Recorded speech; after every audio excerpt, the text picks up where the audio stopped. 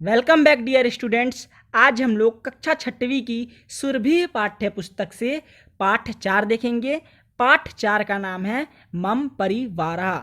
मम परिवारः का हिंदी अर्थ होता है मेरा परिवार, यानी कि जो इस पाठ में है एक परिवार के बारे में बताया गया है। कोई अपने परिवार के बारे में बता रहा है, इसलिए इस पाठ का शीर्षक क्या दिया गया है, मेरा परिवार। तो चलिए बच्चों, इस पाठ को शुरू करते हैं। बच्चों, यह जो पाठ है आपका, यह एक गद्य पाठ है, तो यहाँ पर क्या होगा, गद्यांश होगा। तो मैं हर गद्यांश का अर्थ आपको हिंदी में बताऊंगा, लेकिन हर गद्यांश में कुछ कठिन शब्द आए रहते हैं, तो उनके अर्थ हम पहले देखेंगे, यानी कि उन शब्दों के हम पहले अर्थ देखेंगे, तब हम गद्यांश का अर्थ समझेंगे। ठीक है, तो चलिए देखते हैं गद्यांश 1 में आए कठिन शब्दों के अर्थ क्या लिखा है यहाँ पे। एकस्मिन ग्रामे अर्थात एक गांव में, एकः अर्थात एक, वस्तिस्म, देखो वस्तिस्म को आप 2 शब्दों में तोड़ो, वस्ती धन इस्म यानी कि रहता था, तस्य यानी कि उसका, अस्ति अर्थात है, सप्तत्रिंशत् यह एक अंक है, इसका हिंदी अर्थ होता है 37, द्वात्रिंशत् सप्तत्रिंशत् की तरह द्वात्रिंशत् भी एक अंक है, इसका अर्थ होता है 32, स्तः यानी कि है, मधुरो यानी कि मधुर, विद्यते यानी कि है। तो बच्चों, यह कुछ कठिन शब्द थे जो आपको पहले गद्यांश में मिलेंगे, जिनके अर्थ अभी हमने देख लिया है। तो चलिए बच्चों, अब हम पहले गद्यांश को समझते हैं। एक एक लाइन करके हम यहाँ गद्यांश समझते जाएंगे, मतलब उसका हिंदी अर्थ देखते जाएंगे। तो चलिए शुरू करते हैं। एकस्मिन ग्रामे जगतपालो नाम एकः सज्जनो वस्तिस्म, अर्थात एकस्मिन ग्रामे यानी कि एक गांव में, जगतपालो नाम जगतपाल नाम का, एकः यानी कि एक, सज्जनो वस्तिस्म सज्जन व्यक्ति रहता था। क्या कहा जा रहा है यहाँ पर कि एक गांव में जगतपाल नाम का एक सज्जन व्यक्ति यानी कि भला आदमी, शरीफ व्यक्ति रहता था। आगे लिखा है तस्य परिवारः सीमित परिवारः अस्ति, अर्थात तस्य यानी कि उसका, परिवारः यानी कि परिवार, उसका परिवार, सीमित परिवारः अस्ति यानी कि सीमित परिवार है। सीमित अर्थात छोटा, जहाँ पे सदस्यों की संख्या सीमित हो। आगे लिखा है तस्य पत्नी कला अस्ति, तस्य यानी कि उसकी पत्नी, कला अस्ति यानी कि कला है, उसकी पत्नी कला है। जगतपालः सप्तत्रिंशत् वर्षीयः, कला द्वात्रिंशत् वर्षीय च स्ता, अर्थात जगतपाल सप्तत्रिंशत् वर्षीय यानी कि 37 वर्ष का, और कला द्वात्रिंशत् वर्षीय यानी कि 32 वर्ष की है। चा स्ता का अर्थ होता है की है। इस पूरे वाक्य का अर्थ क्या होगा, जगतपाल 37 वर्ष का है, जबकि जो उसकी पत्नी जो है कला, वो 32 वर्ष की है। आगे लिखा है जगतपालस्य हृदयमतीव उदारम, कलायाः स्वभावश्चातीव मधुरो विद्यते, अर्थात जगतपालस्य यानी कि जगतपाल हृदयमतीव उदारम, हृदयमतीव अवदारम को हम 3 शब्दों में तोड़ सकते हैं, यानी कि इसका संधि विच्छेद करेंगे तो हमको 3 शब्द मिलेंगे। कौन कौन से 3 शब्द? पहला हृदयम, दूसरा अतीव, और तीसरा उदारम। हृदयम का अर्थ होता है हृदय यानी कि हमारा दिल, अतीव यानी कि अत्यधिक, और उदारम यानी कि उदार, बड़े दिल वाला। ठीक है बच्चों, तो हृदयम अतीव उदारम का क्या होगा कि बड़े दिल वाला। क्या बोला जा रहा है यहाँ पे, जगतपाल हृदय का बहुत ही उदार व्यक्ति है, यानी कि बड़े दिल वाला है, और कलाया स्वभाव शातिव मधुरो विद्यते, और कला स्वभाव से बहुत मधुर है। यहाँ पे कहा जा रहा है कि जो जगतपाल है वो हृदय का बहुत उदार व्यक्ति है। मतलब यहाँ पे क्या कहा जा रहा है कि जो जगतपाल है उसका हृदय बहुत उदार है, और जो उसकी पत्नी है कला, वह अपने स्वभाव से बहुत मधुर है। आगे लिखा है तौ दंपत्ति निवसतः, यानी कि तौ का अर्थ होता है कि वे दोनों, दंपत्ति यानी कि पति पत्नी, निवसतः यानी कि निवास करते हैं, तो वो दोनों पति पत्नी निवास करते हैं यानी कि रहते हैं।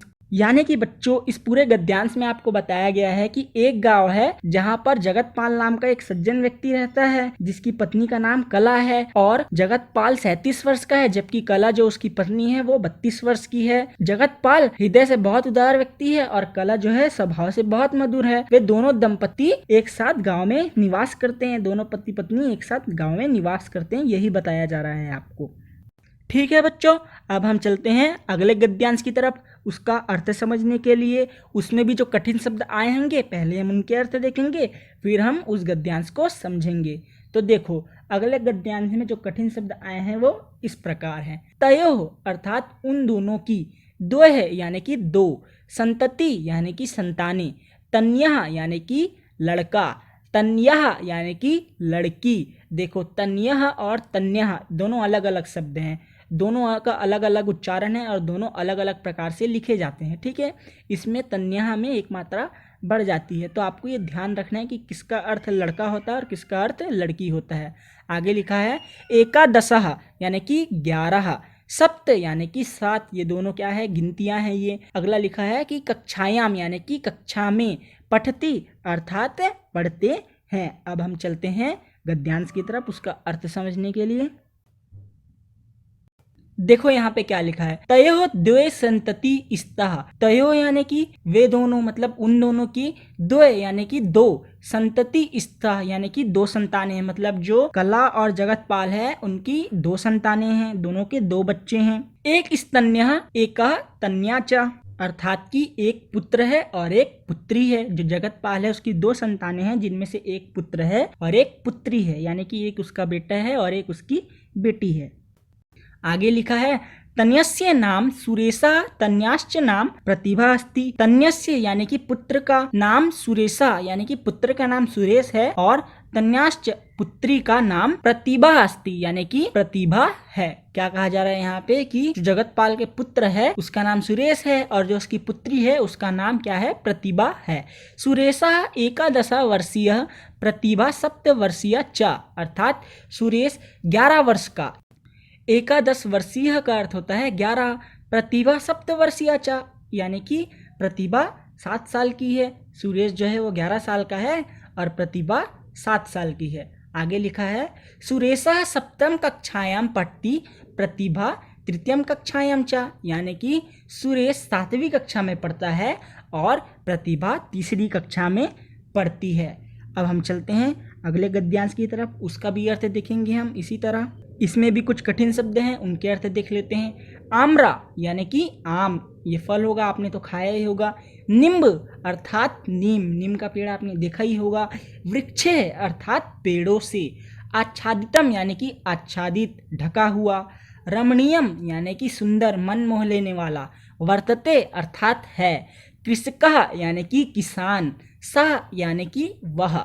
सर्वदा अर्थात हमेशा या सदैव। कर्मणि यानी कि काम या कार्य। स्वक्षेत्रे यानी कि अपने खेत में। साकम अर्थात सब्जी। उत्पादयति यानी कि उत्पन्न करना, उत्पादन करना। ठीक है बच्चों, अब हम चलते हैं गद्यांश की तरफ, उसका अर्थ समझते हैं। तो देखो क्या लिखा है यहाँ पे। आम्र निम्बक आदि वृक्षे आच्छादितम जगतपालस्य गृहम अत्यंतम रमणीयम वर्तते। इसका अर्थ देखो, यहाँ पे जो पहला शब्द लिखा है आम्र निम्बक आदि वृक्षे, इसको तोड़ो आप, क्या क्या निकलेगा इसमें से। आम्र निम्ब का आदि यानी कि आम्र निम्बक आदि यानी कि आम और नीम आदि के वृक्ष, वृक्ष लगा है तो उनके वृक्ष। आच्छादितम यानी कि ढका हुआ। जगतपालस्य गृहम अत्यंतम यानी कि जगतपाल का गृह यानी कि उसका घर। अत्यंत रमणीयम वर्तते यानी कि बहुत रमणीय यानी कि बहुत खूबसूरत है।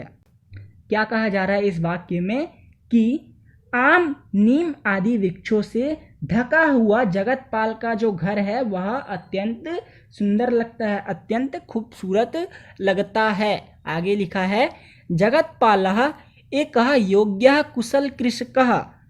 कुशल कृषक का अर्थ क्या होता है, कुशल किसान। यहाँ पे क्या कहा जा रहा है कि जगतपाल एक योग्य कुशल कृषक है यानी कि योग्य कुशल किसान है।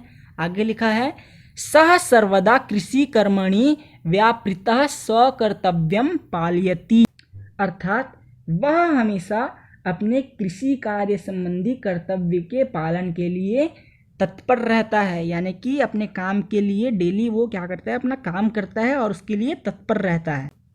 व्यापृता का अर्थ होता है लगा हुआ यानी कि तत्पर। आगे देखो क्या लिखा है सह परिश्रमम कृत्वा स्वक्षेत्रे पर्याप्तम अन्नम शाकम फलम च उत्पादयति, अर्थात वह परिश्रम करके खुद के खेत में पर्याप्त अन्न यानी कि पर्याप्त अनाज, सब्जी और फल का उत्पादन करता है। क्या कहा जा रहा है यहाँ पे, सह यानी कि वह परिश्रमम यानी कि परिश्रम, मेहनत, कृत्वा यानी कि करके, वह परिश्रम करके, कौन परिश्रम कर रहा है? जगतपाल, वो क्या कर रहा है? मेहनत कर रहा है। तो क्या कहा जा रहा है यहाँ पे कि सह परिश्रम कृत्वा यानी कि वह परिश्रम करके खुद के खेत में पर्याप्त अन्नम यानी कि पर्याप्त अनाज, शाकम यानी सब्जी, फलम यानी कि फल, सब्जी और फलों का उत्पादन करता है।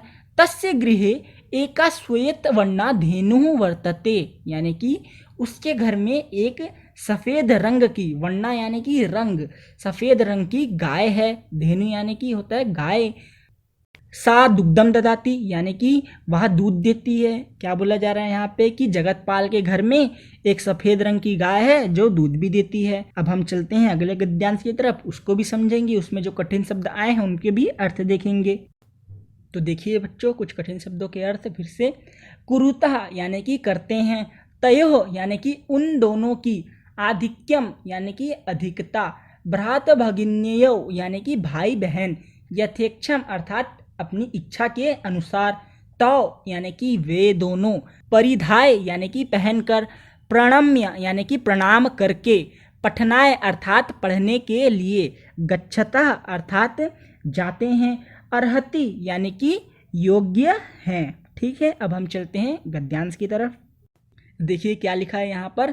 सुरेशः प्रतिभा च स्वास्थ्यप्रदम पुष्टिप्रदम च भोजनम कुरुतः। स्वास्थ्यप्रदम, पुष्टिप्रदम अर्थात स्वास्थ्यवर्धक, पुष्टिवर्धक। ठीक है, इस लाइन का अर्थ होगा कि सुरेश और प्रतिभा स्वास्थ्यवर्धक और पुष्टिवर्धक भोजन करते हैं। तयोः आहारे शाकस्य फलस्य चाधिक्यम वर्तते। तयोः आहारे यानी कि उनका भोजन, उनका आहार।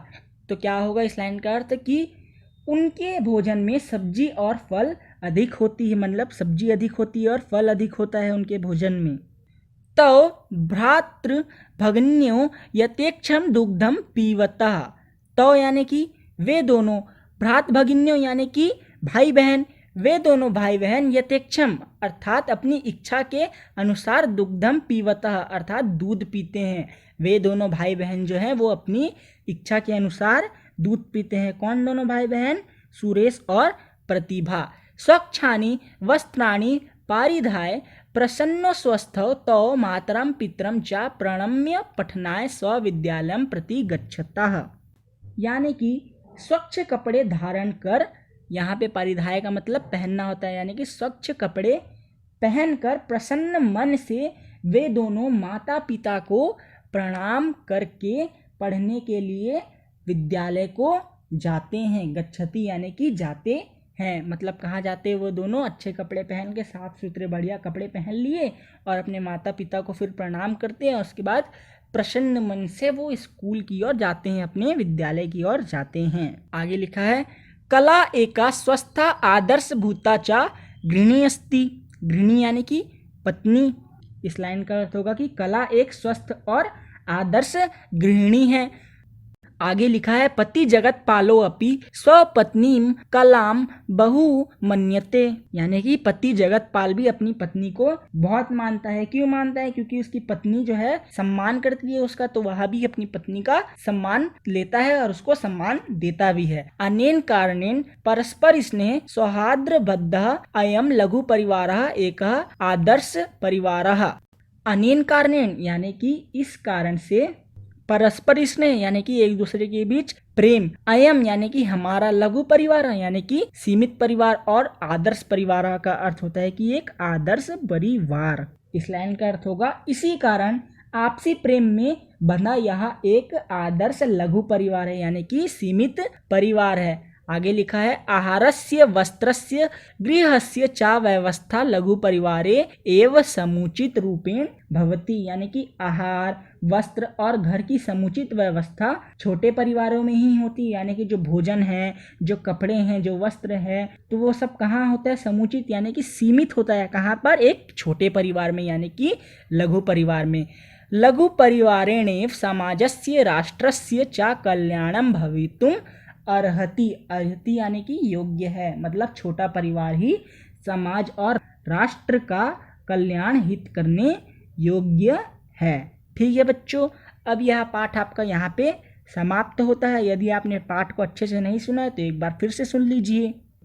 अब हम चलते हैं इस पाठ में आए अभ्यास की तरफ, यानी कि इस पाठ में आए प्रश्नों की तरफ, जिसको संस्कृत में क्या बोलते हैं, अभ्यासः। ठीक है, तो चलो देखते हैं। देखो बच्चों, यहाँ पे अभ्यास से पहले यानी कि अभ्यासः से पहले शब्दार्थ दिया, यानी कि शब्दार्थ दिए हैं, तो इनको भी आपको देख लेना है। वैसे भी हमने इनसे ज़्यादा बहुत से शब्दों का अर्थ बता दिया है, लेकिन एक बार फिर भी आप इसे देख लेना, क्योंकि आपकी पुस्तक में भी पहले से कुछ शब्दार्थ दिए रहते हैं। हर पाठ में आपको शब्दार्थ मिल जाएगा। तो चलो अब हम चलते हैं अभ्यास की तरफ। क्या लिखा है? पहला प्रश्न, निम्नांकित प्रश्नों के उत्तर संस्कृत भाषा में दीजिए। मतलब जो प्रश्न नीचे दिए गए हैं उनके प्रश्नों के उत्तर जो है आपको संस्कृत भाषा में देना है, हिंदी में नहीं देना है, संस्कृत भाषा में देना है, तभी आपको नंबर मिलेगा। क्या लिखा है? क, जगतपालस्य हृदयम कीदृशम अस्ति, यानी कि जगतपाल का हृदय कैसा है। तो इसका उत्तर क्या होगा? हमने पाठ में क्या पढ़ा कि जगतपाल एक बहुत ही उदार व्यक्ति है, ये पढ़ा। तो इसका उत्तर क्या होगा कि जगतपालस्य हृदयम अति उदारम अस्ति। ख क्या है? प्रतिभा कस्याम कक्षायाम पढ़ती। क्या पूछा जा रहा है यहाँ पे कि प्रतिभा कौन सी कक्षा में पढ़ती है? कौन सी कक्षा में पढ़ती थी भाई? प्रतिभा अभी हमने देखा वो तो तीसरी कक्षा में पढ़ती थी। तो इसका उत्तर क्या होगा?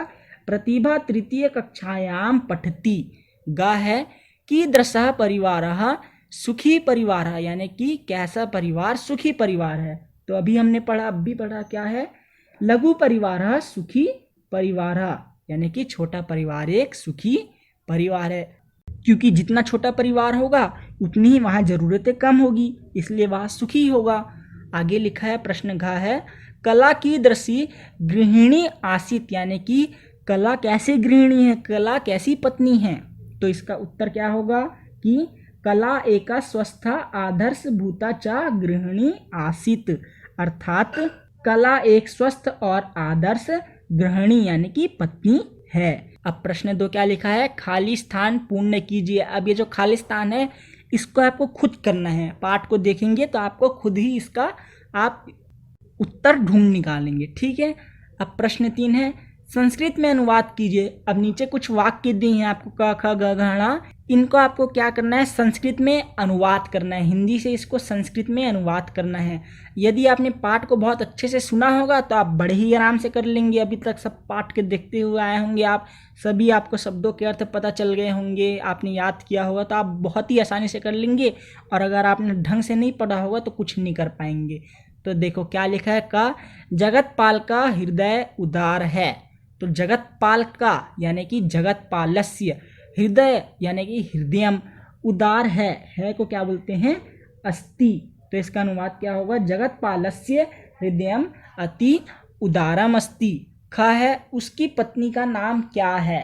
उसकी को क्या बोलते हैं हम संस्कृत में? उसका या उसकी को तस्य बोलते हैं, पत्नी को पत्नी ही बोलेंगे। का क्या नाम है? यानी कि नाम कीम अस्ति। तो इसका अनुवाद क्या होगा कि तस्य पत्नी नाम कीम अस्ति। इसी प्रकार गा क्या है? उसके पुत्र का नाम सुरेश है।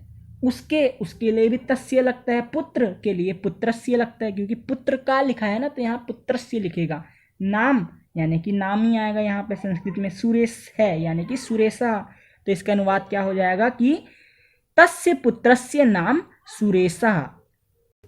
घ है, सुरेश किस कक्षा में पढ़ता है? इसका संस्कृत अनुवाद क्या हो जाएगा? सुरेशा कस्मिन कक्षायाम पढ़ती। बड़ा ही आसान था। णा है, यह छोटा परिवार है। इसका अनुवाद क्या हो जाएगा कि अयम लघु परिवारम अस्ति। ठीक है बच्चों। अब प्रश्न 4 है, निम्न का संधि विच्छेद कीजिए। मतलब ये जो नीचे दिए गए शब्द हैं इनको आपको तोड़ना है, इसके मूल शब्द और जो इसमें उपसर्ग या प्रत्यय लगा होगा वो आपको अलग अलग करना है। तो पहला क्या है? तन्याश्च। तो इसका संधि विच्छेद होगा तन्या धन चा, इन दोनों शब्दों से मिलके बना है ये। जगतपालो अपि, इसका संधि विच्छेद होगा जगतपाला धन अपि। तीसरा है एक स्तन्या, इसका संधि विच्छेद होगा एकः धन तनय। अगला क्या है? परिवारेणेव, इसका संधि विच्छेद होगा परिवारेण धन एव, इससे मिलके बना है परिवारेणेव। ठीक है बच्चों। ठीक है, तो बच्चों अब यहाँ पे आपका ये पाठ समाप्त होता है, यानी कि पाठ 4 मम परिवारः समाप्त होता है। अब हम मिलेंगे अगले वीडियो में अगले पाठ के साथ। तब तक आपको इस वीडियो को बार बार देख लेना है ताकि इस पाठ को आप बड़ी आसानी से समझ पाइए, पूरा पाठ आपको समझ आ जाए। और यदि आपको इसमें से कुछ हिस्सा समझ नहीं आ रहा होगा या कुछ परेशानी होगी, दिक्कत जा रही होगी, तो आप कमेंट बॉक्स में कमेंट भी कर सकते हैं, जिससे कि आपको आ रही समस्या का हल हम कर देंगे, आपकी आई हुई समस्या का हल हो जाएगा। ठीक है बच्चों, अब मिलते हैं हम अगले वीडियो में।